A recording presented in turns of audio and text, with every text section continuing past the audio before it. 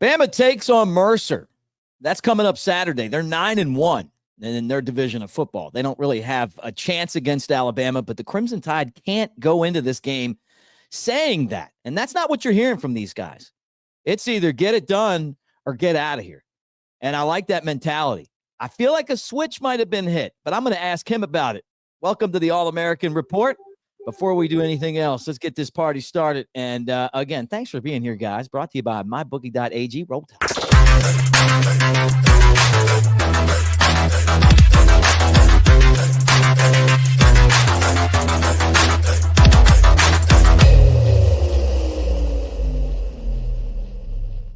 You're hearing people like Jihaad Campbell saying, hey, you're either here to do it right or get out of here. And I love that because I feel like that might not have been where we were at the beginning of the year, but the leaders on this team are starting to really be vocal. And I like the way Alabama's played the last couple games.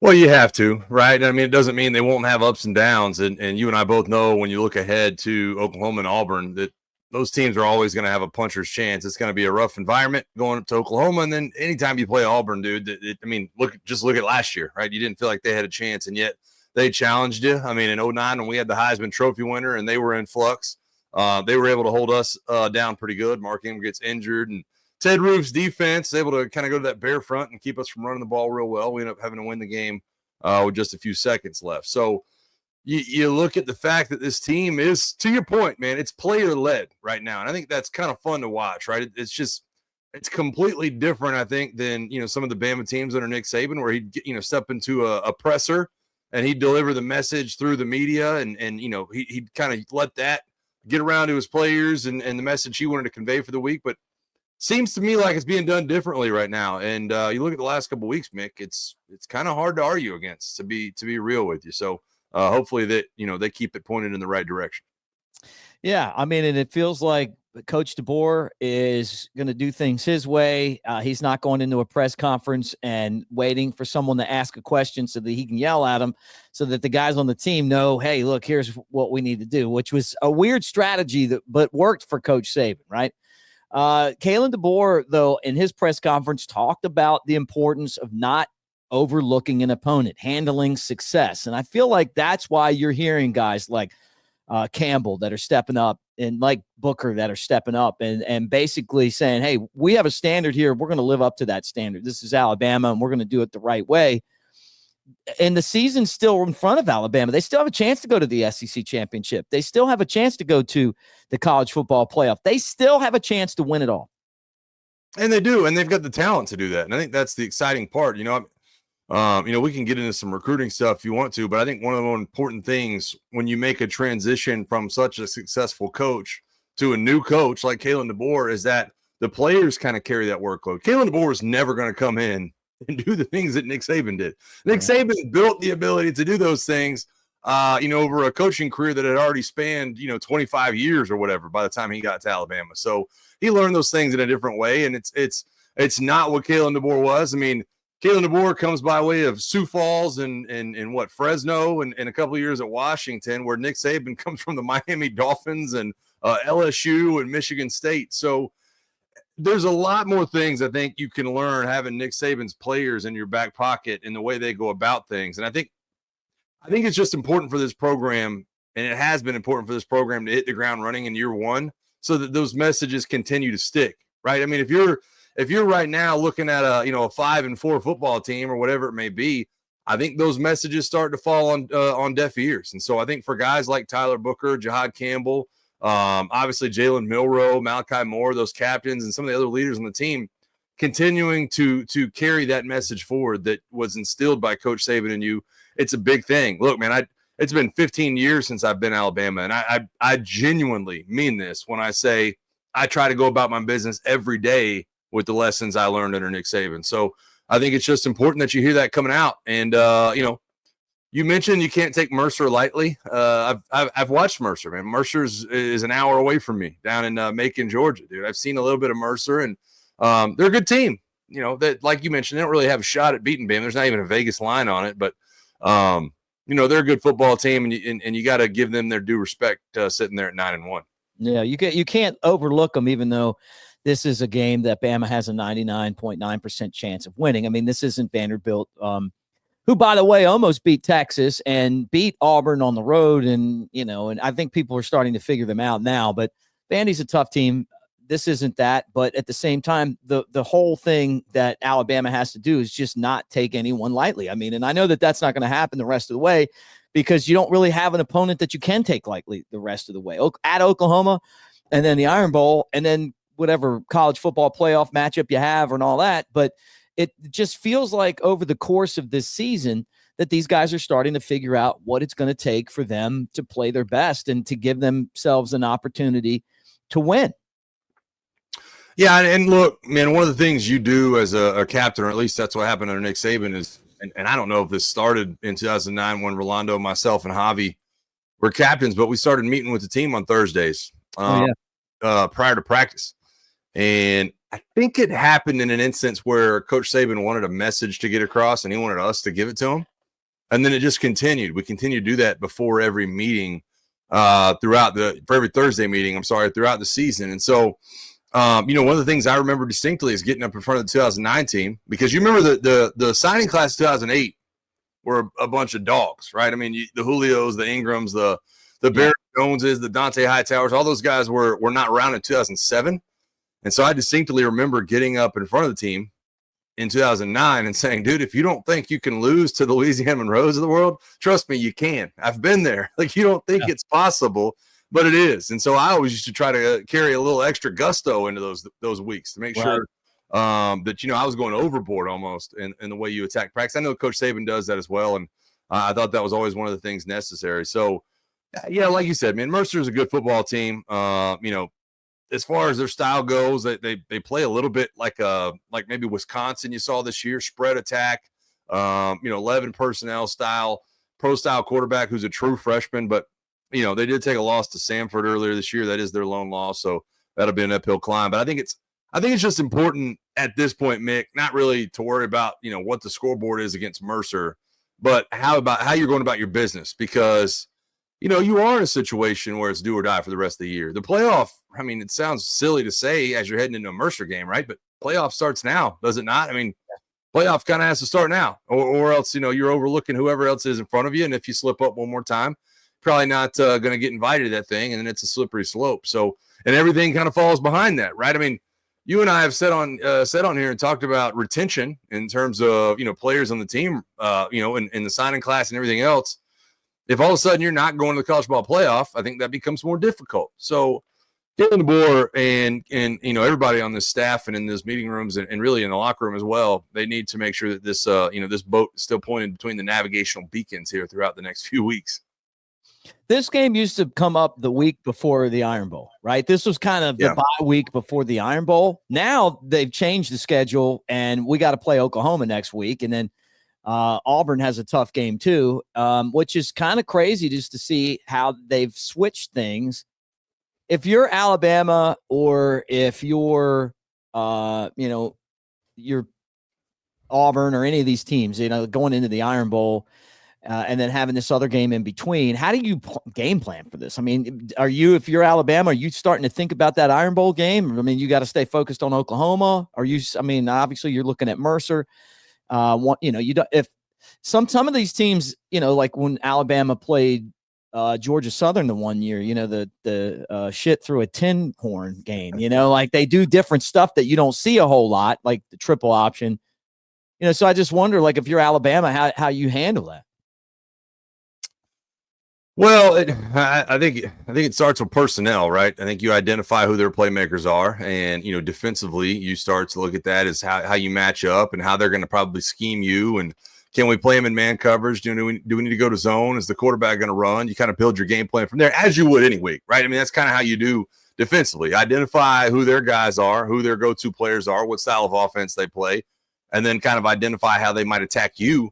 But offensively, let's be clear here. You need to sharpen up what you do. It should not be about what Mercer does. You make them react to what you do. And I think Bama did an excellent job against LSU at doing that, right? I mean, I don't know if you and I got into formations, but really when you break down LSU, what they did against LSU, you go into formationally, you're going trips to one side and you're leaving a tight end to the other. And kind of using your running back a little bit, either as a fake or a lead blocker to the nub side. So you exploit them for what they're not able to do or what they're trying to attack you on defense, and you just go about your business. But this game should be, and of course, me, man, my brand. This game should be about blowing them off the ball and utilizing your running backs offensively, to me, right? I mean, that's the one thing that I feel like Alabama should be able to get going at some point, and it just hasn't happened. You should have Jam Miller go for 100 and Justice Haynes go for 80 or whatever it might be, and then you keep going on past that on down the depth chart. And that's the one thing Bama has not really accomplished. When they've been good running, it seems like it's been Jalen Milroe. So we'll see what happens in that aspect, but this should just simply, be another tool to kind of identify who you are as a team and how you need to go about your business moving forward. Yeah, well, I love the idea of continuing the domination that Alabama has shown over the last couple of games, hopefully staying healthy. And I would love for this to be an opportunity to get a chance to see Ty Simpson, Dylan Laudergan in some meaningful snaps. And I mean, this is what these games are for. You put them on the schedule. It's not an even field. When they don't even put a lineup in Vegas, that tells you what's going to happen. But Alabama still has to go out there and execute. They need to, like you said, dominate up front and get people opportunities. Were these the games that got you a chance to play when you first started at Alabama?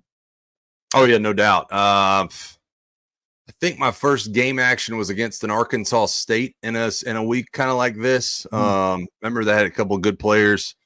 But yeah, I mean, this was the first time you kind of got put up to bat, and Coach Saban always did a good job, as did Coach Shula, of kind of one by one bringing starters out and making sure, if it was the last home game, which it's not, but a lot of times this would have been your last home game if you played Auburn away, making sure those guys got an ovation and one by one putting kind of the backup in or third string. I'll tell you what's a different dynamic, Mick, and you can weigh in on this. Somebody asked me the other day if I thought we'd see some of the guys that are probably redshirting. And I hadn't even thought about it, right? I was like, what do you mean? And then I'm like, well, I guess they can't play in 4 games this year. So I guess if you wanted to throw them out there at some point, now's the time. And it's never even crossed my mind to think about some of the kids that are getting redshirted, because I'm like, they're redshirting. Of course, yeah. They don't need to be out on the field, but that's another thing to kind of look for. Maybe some guys get action in this game we haven't seen all year that you haven't expected to kind of get action. So it's one of those things, getting in and getting repetition, live game action. The game moves a lot faster a lot of times than you do practice. Although, under Coach Saban, I always thought practice moved faster than the game did. But I think for a lot of guys, it'd be good to get in and get some action, play in front of the fans, and hopefully the fans show up and, show Mercer their due and kind of celebrate where this team's at and where they've been the last few weeks. Yeah, it's funny how the game has changed so much, where, I mean, in the rules and the NIL and the transfer portal, and hey, I'm a red shirt, but you know what? Here, if you want to get a little game action, right, let's throw you in there. I mean, that's crazy to think about, but that's actually how it is. So, Mick, I distinctly remember, not to cut you off, but no. I distinctly remember a conversation that we had to have in 2009 when we won the national championship around AJ McCarron. Star Jackson transferred. He was the backup quarterback. AJ had not played all year and was redshirting. But there was a distinct conversation. You're playing the national title game. If something were to happen to Greg, are you burning AJ's red shirt? And I think the answer was yes. Mm-hmm. I think the answer was AJ McCarron is going to play if something happens to Greg McElroy, and it would have been that one game that would have burned his red shirt, which is crazy to think about in hindsight when you look at the career that AJ would go on to have. But I remember that being a conversation of, something happens. So to your point, it's just nuts now. Like when you look at it, it's a free for all compared to what it was 15 years ago. Yeah, I remember that debate because if you went out on the field, that was it. You didn't have a red shirt anymore. 4 games, and and guys, there's some players that don't want to play. They want to have that extra year of eligibility if they go out and transfer somewhere. Which is kind of sad. Well, and now, Mick, now it's a money tool. Yeah. Right. If you don't think you have an NFL future, I mean, I'd like to have 5 years, 6 years of eligibility, whatever it is. If I'm getting money in Alabama's program or wherever else, maybe I can create worth for myself to get more money at some other one. I mean, like, there's a lot of tools to be utilized. I think that's why you saw you brought up Vanderbilt, Diego Pavia earlier. He was like suing the NCAA based on his junior college, his ineligibility for next year based on his junior college, is going to class or something. And so I think that's something to monitor. To your point, is that these conversations around this is not just about preserving eligibility because of development or NFL. It's financial now as well. Yeah, right. It's crazy. So now we take a step forward, and we hope that Alabama can go out, stay healthy, get some experience. It's a 2:00 game, Eastern time, 1:00 Central. 9-1 Mercer against 7-2 Alabama, the number 10 team in the country. And that'll be at Bryant-Denny Stadium. All right, let's go around and talk about the other games in the SEC. I love when we do this each week. Let's start at noon, 11:00 Central. Texas, number 3 in the country, against Arkansas. That's at Razorback Stadium, Texas, a 12-point favorite, over under 57.5. Arkansas, though, against those old Big 12, Southwest Conference teams, always seem to play a lot better than they do against, some of like the Ole Miss the other day. Well, and that's because more times than not, Arkansas is that kind of blue collar feeling team, kind of built from the inside out. Never the elite level of play, seemingly at the wide receiver position, but always a couple D linemen that might go to the NFL and a couple, gritty quarterbacks or whatever it may be. So, look, I don't think most people give Arkansas much of a chance in this one, but I don't know that many people gave Arkansas much of a chance when they played Tennessee, and that game kind of went sideways in a hurry. So, I look at where Arkansas is right now, Mick, and I'm curious to get your thought on this. Sam Pittman's already won 5 games there. They're over 500 right now. He's already hit the over on their season total in terms of Vegas, right? Mm-hmm. You've already hit it. So now you're kind of in pay dirt and kind of moving forward. Now, Sam Pittman was squarely on the hot seat when the year started. I don't know that Sam Pittman is built for what the SEC and for what college football are right now. He doesn't strike me as the kind of guy that, wants to hand over millions of dollars to recruits and everything like that, although Arkansas has the ability to do that. I was having the conversation today about this game, and I was like, Sam Pittman, Brent Venables has gotten a vote of confidence. Billy Napier's gotten a vote of confidence. Sam Pittman's the kind of guy that you think, is getting a vote of confidence in terms of what he's done at Arkansas. And to that point, I don't know that any SEC coach will be fired this year, but I think that Arkansas is kind of playing freely right now. And I expect this game to be a little grittier than most people think. I know that Arkansas doesn't really have the tools possibly to pull this off, but if they make it into a boxing match and a slugfest, Arkansas could keep this close for a little bit. All right. Yeah, I'm with you on that. I feel like Texas is beatable. I know they're 8-1, 4-1 in the SEC. Their best wins against Vanderbilt. They didn't have the Georgia schedule this year. You know what I mean? Like, they haven't played a top-notch schedule. Auburn's hosting Louisiana Monroe. That's a 24-point spread, 46.5. Murray State is 1-9. They're playing at Kentucky. They don't have that one on the board. LSU. I got it on mine. Do you want to know what the spread is? I got it on mine. What is it? Kentucky is a 38.5-point favorite as a 3-6 football team. Yikes. A 38.5-point favorite against the Mercer. What are they? The Racers? Is that what Murray State is? I think so. So yeah, there you go. That's pretty slanted line there. And this is a good time to remind everyone that we're brought to you by mybookie.ag. Use the promo code next round to double your initial deposit. mybookie.ag. Okay, next game on the docket. I know everyone's excited about this.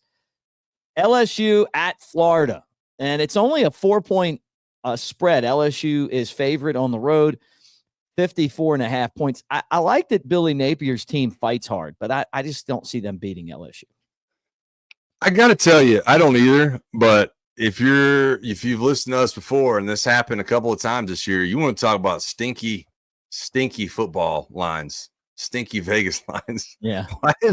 Why is Florida only a 4-point dog in this game? I have no idea. And Florida has had a major injury, if not 2, at every single position on their team. Offensive line, wide receiver, safety, corner.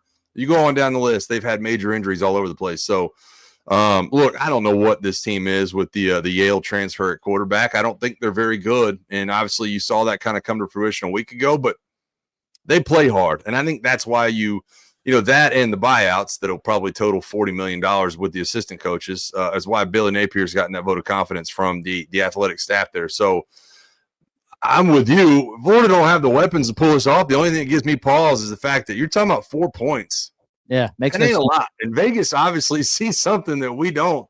Either that or they're trying to talk us into betting on it. But yeah, man, that's a weird one. I think that maybe if you get after Garrett Nussmeier, just like Bama did, that maybe there's something there. But Florida's going to have to find a way to score points, and I don't see how they do that this weekend. Yeah. Then this is an interesting game. Missouri is at South Carolina. These are two of the surprisingly good teams, although I thought Missouri was overrated at the beginning of the year. They're 7-2, 3-2 in the SEC. And I got to be honest with you, they've actually outperformed my expectations. I know maybe not theirs, but mine, just to be 7-2. And then the way that they came back to beat Oklahoma last game was pretty impressive. And then there's Jekyll and Hyde, South Carolina.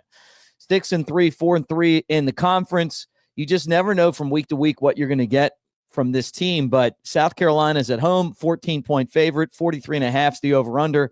Part of this is that Missouri has been so bad on the road. I mean, getting blown out by Texas A&M and Alabama, and then those games haven't even been close. Yeah, and look, I mean, the bottom line is that they don't have much depth at Missouri, and I think that's that's what you're looking at. They've got top tier guys at certain positions, Brady Cook, but then obviously you get it done with Drew Pine last week. I don't know that anybody's going to mistake him for a top tier quarterback or a top flight quarterback. Here's what I'll say though, Lenore Sellers. I think nationally people are starting to take notice of what Lenore Sellers is. He had that good first half against LSU. I thought he actually played really really well against Alabama, and because of the injury he had in the middle of the season, a lot of people kind of lost track of what Lenore Sellers was for South Carolina. I saw a ranking that had him as the 6th best quarterback in the country on CBSSports.com yesterday, Mick. So this is South Carolina's game to lose. I understand that Missouri's a good team. I'm just going to throw this out there. I'm not a big fan of Eli Drinkwitz. I don't know that many people are. And, I think that, given the option, I'll take Shane Beamer 10 times out of 10 in that matchup, and say what you want to, but he's got South Carolina playing really hard right now. South Carolina also has probably one of the 3 best defensive lines in the SEC. So I think that's something to keep track of too. We saw what a good defensive line can do against Missouri's offense. And, I think this is going to be an uphill climb for Missouri. I love South Carolina in this game. Yeah, and that's why Vegas does too, 14 points. All right, another game we're not going to get into, New Mexico State. I don't know why I keep saying North. New Mexico State at Texas A&M. You all right? Yeah, I'm choked up. Did you swallow one of those mustache hairs? I feel like it. If anybody's even still here with us, things will jump up and get you them long things, man. I even tried to pause, mute the button here. I pushed the wrong one, so you guys kept hearing me coughing. All right, New Mexico State is a 40-point underdog at Texas A&M, but the primetime matchup, number 7 Tennessee, 8-1, 5-1 in the SEC. They're only lost to Arkansas. At number 12 Georgia, 7-2, 5-2 in the SEC. Georgia's had the toughest schedule. Alabama's been through this in years past. Georgia dealing with that right now. Georgia has their backs up against the wall, and I'm telling you, man, I feel like 10 is not enough. I'd be shocked if Georgia doesn't come out and take care of business. I mean, really? I'm talking about really take care of business. I expect them to dominate this game. I mean, you got Nico is banged up with a concussion. We don't know if he's going to play or not. And if Georgia loses this game, they're out. Yeah. Well, and you know what else? Let's just say Georgia wins. Let's start there. Let's just say Georgia wins. Now you've got a 2-loss Georgia, a 2-loss Ole Miss, a 2-loss Bama, and a 2-loss Tennessee that have all pretty much beaten each other, aside from Ole Miss playing Bama, which is crazy. I don't know. And right now, Georgia's on the outside looking in. I know they're the 12th-ranked team in the college football playoff, but that 12th seed is going to be reserved for Boise State, the largest, the highest-ranked, non-Power 4 team. So Georgia's on the outside of that one looking in. They have to win this game. You're right. Especially when you look at the losses they've taken. They lost to Ole Miss last week. Mick, and I live in Georgia. They lost to Ole Miss last week. It's the first regular season loss or first loss period to anybody other than Alabama since Florida in 2020. Yeah. And you would think that the Titanic is sinking over there in Athens. It's kind of crazy, the way they've gone about that. And, they've just been so good. Here's the thing about Georgia, though. I don't think anybody was shocked to see them lose. And even in Nick Saban's times when he had bad weeks or bad years, the metrics would still kind of catch up, right? You would see the metrics still kind of there. You were still playing Alabama ball. You're still good at things. When Johnny Manziel comes in, you still have a top flight defense, right? You're going to win a national title. Ole Miss beats you, with a ball that, knocks off a helmet and the guy goes the distance. You still have top flight defense and top flight offense. Georgia, by the metrics, is not good right now. That's what's crazy about it. I mean, they don't have playmakers offensively that you really believe in. Carson Beck is the first quarterback in the SEC to throw 12 picks through 6 games since Chad Kelly. Wow. That's a guy who a lot of people thought would be the number 1 overall pick. And they're not getting it done. And he seems to be a little bit more worried about his Lambo and his girlfriend right now than he does about throwing touchdown passes. So I don't know, man. It's crazy. I'm more of a believer in Tennessee than you. I really am. And just even if you do have to play the backup, he throws a decent deep ball. He's been in Josh Heupel's offense. Tennessee has something that almost no other SEC team has right now, and that's a veteran quarterback that knows the system. Yeah. And I think that's a scary thing. Now, I will say this as well, just to put in the back of your brain. If Tennessee were to play the backup and lose to Georgia, I'm not sure that Georgia jumps Tennessee in the rankings by the end of the year. Isn't that crazy? Yeah. If Tennessee doesn't play Nico, right, then I think even if Tennessee loses, you're going to point and go, well, they didn't have their starting quarterback, but I don't know, man. So I'm a massive believer in Dylan Sampson. I'm not a big believer in Georgia's offense at all. They cannot run the ball for everything that was made about Etienne and Nate Frazier and the Robinsons. They can't run it. This offensive line's not good. Tate Ratledge, even coming back from the injury, hadn't been very good at all. As a matter of fact, I think he came out of the game midway through last week after giving up a sack. So it's I'm much less of a believer in Georgia than you are right now. And to me, 9's a little too big. I know that it's a home game for them. That place is going to be rocking. But Tennessee's built for this, dude. And Tennessee they're good in the trenches. You saw what Ole Miss was able to do with their defensive line against Georgia's front. I don't foresee it being that much different. It's all going to be about, what Tennessee's offense can do, and can they do some of the same things that Ole Miss did with Lane Kiffin and company. So I'm not saying Georgia's going to lose, but 9's a pretty big number considering how good I believe Tennessee is. I would err on the side of Tennessee plus those points in this game because I think that the brand of Georgia tells you that they're going to play physical, but you look at the other metrics, Mick, and they're just not. They're not good. They struggled against Kentucky. They got routed by Ole Miss. They gave up 31 to Mississippi State. I mean, it's not the Georgia of years past, I guess is what I'm going to leave it at. Okay. All right. Well, we'll find out on Saturday, guys. Thanks for hanging out with us again here on Cover Crimson. Make sure that you check out covercrimson.com. Join right now. And with the annual subscription, you get the Cover Crimson t-shirt. But we want you to be a part of that. Like, subscribe, thumbs up here to the channel. And for Mike Johnson, I'm Mick Gillispie. Roll Tide. We'll talk to you guys early next week.